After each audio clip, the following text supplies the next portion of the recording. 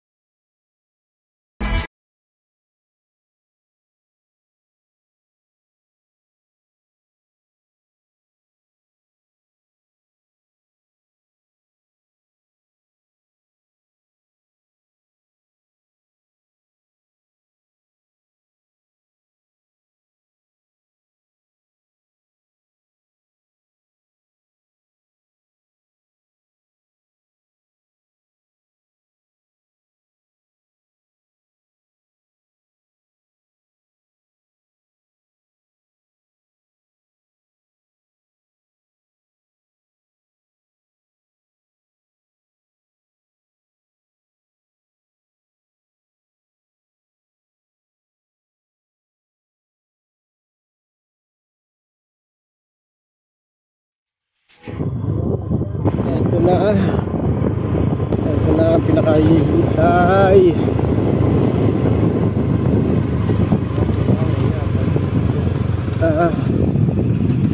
Guys, ito na. Mamiminuit po. Bawal po. Bawal po.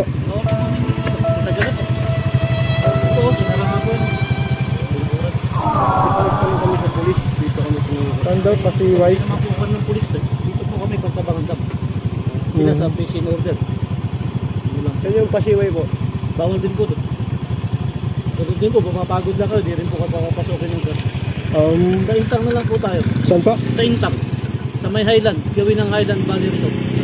Sa bayan po. Doon open po doon. Pwede yung mabidyon lang konti? Dito lang po tayo.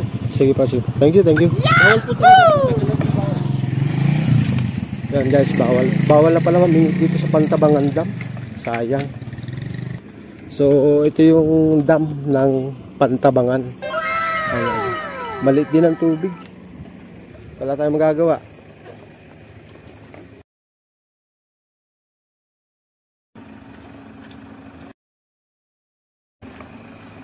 Bawal, bawal. Ayan. Ni National Irrigation Administration.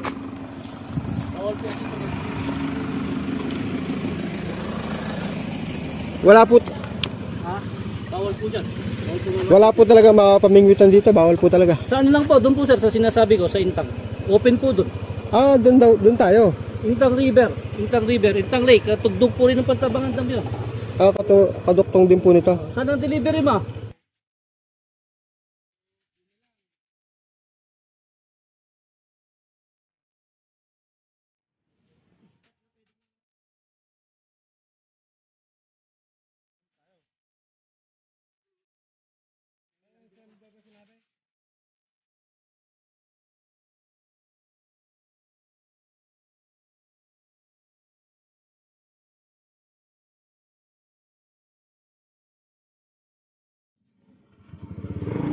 Okay, let's go!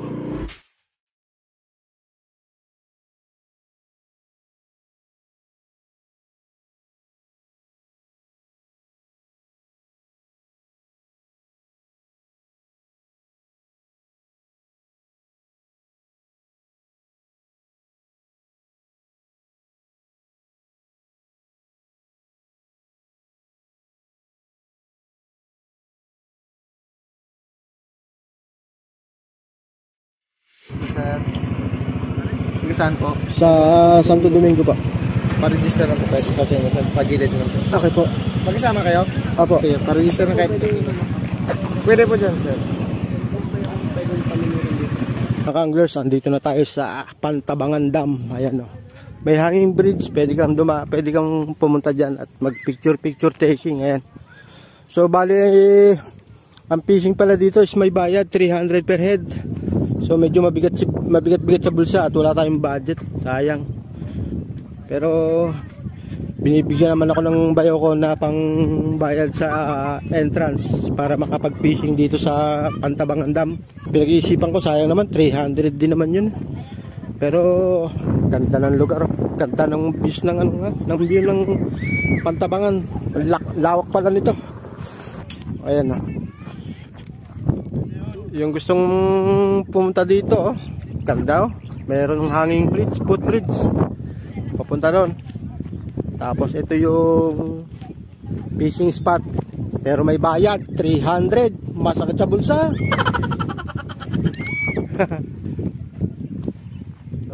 Ano? Yung fishing mo, lublob mo lahat ng ano mo. Ah, hindi, ganun nga yun. Oh, diba? Tapos pagka alalayang ka lang namin. Oh, diba? Hindi naman nilulub, ibinabato. Oo nga. Mahal na, 300. Pwede na yan, ikaw lang. Kasi Sulit naman eh. ilan ba yung Tomin Red?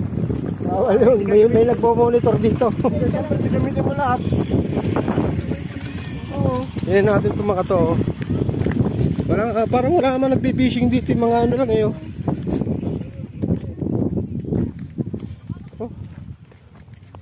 Maganda sana. Ang ganda talaga oh.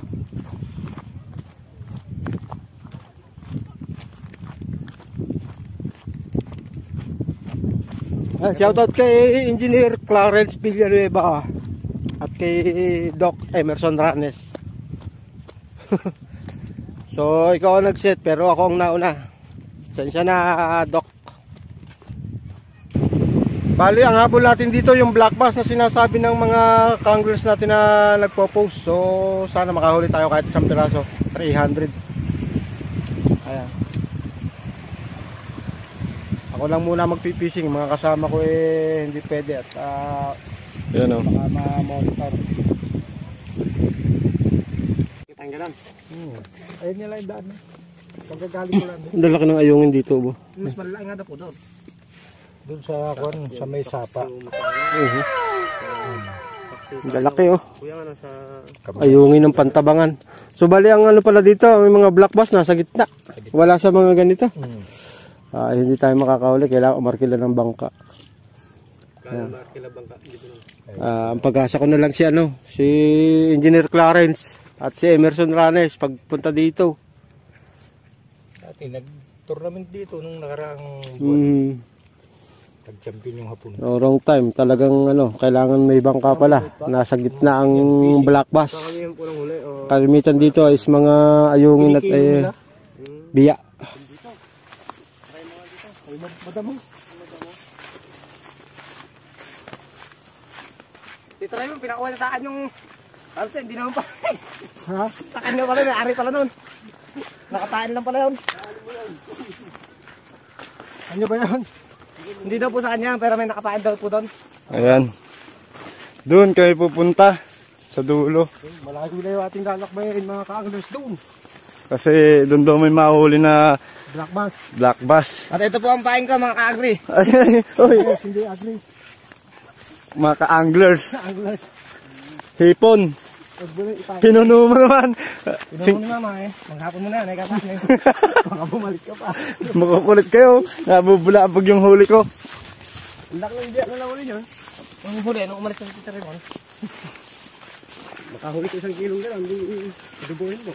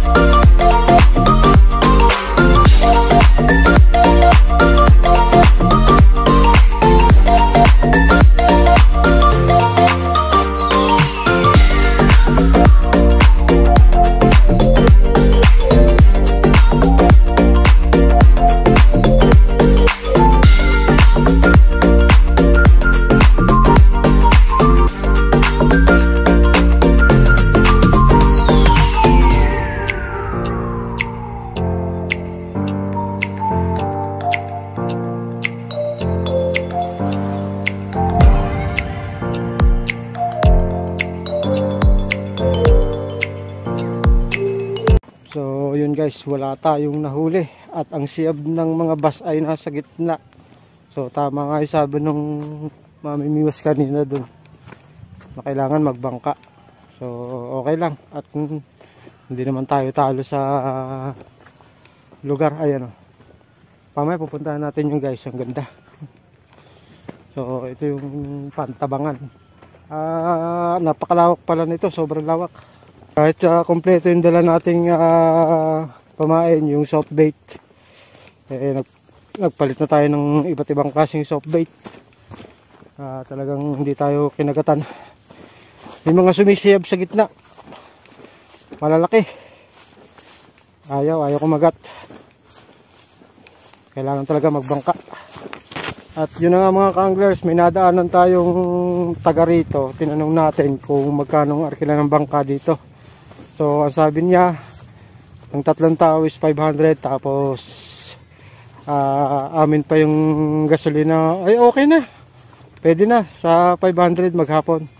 Siguro naman hindi gagastos ng 200 ang gasolina. Kahit ba sabihin na natin gumastos ng 200, okay pa rin, sulit pa rin. So siguro next time talagang paghahandaan natin tong Pantabangan na to. So talagang nasa gitna ng isda. At yun nga, hipon din ang dinadali. Hipon din. Ayan.